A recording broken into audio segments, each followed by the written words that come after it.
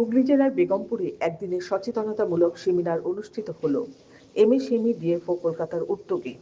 Programme coordinator Sudeshna Das Debnath madam উদ্বোধনী ভাষণে প্রোগ্রামের বিষয় ইন্টেলেকচুয়াল প্রপার্টি রাইটসে আইপিআর নিয়ে কেন্দ্রীয় সরকারের সুযোগ সুবিধা নিয়ে বিস্তারিত বলেন।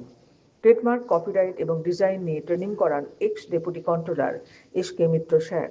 চণ্ডীতলা ২ নম্বর ব্লকের বিডিও স্যার অমরেশ বিশ্বাস মহাশয় উপস্থিত উদ্যোগীদের উৎসাহ এবং অনুপ্রেরণা দেন। District DIC manager Subrata Mukherjee রাজ্য সরকারের নানাবিধ স্কিম নিয়ে বিস্তারিত আলোচনা করেন। বেগমপুর ইন্ডিয়ান ব্যাংক এর ম্যানেজার নানাবিধ লোন প্রকল্প এবং ব্যাংকিং সুযোগ সুবিধা নিয়ে আলোচনা করেন। কেন্দ্রীয় সরকারের উদ্যোগের উদ্যোক্তা সহায়ক নানাবিধ স্কিম নিয়ে ট্রেনিং করান Bipul De, assistant director MSME DFO Kolkata.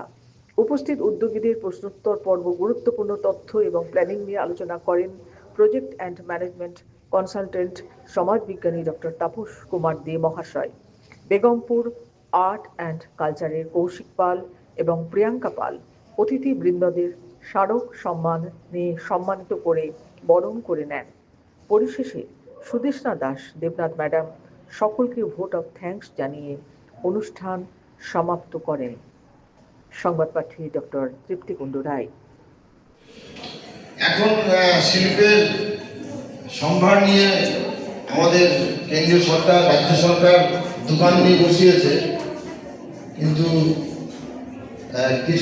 কয়েক যুগ পিছনে চলে গেলে আমাদের গ্রাম্য বাংলায় বাড়ি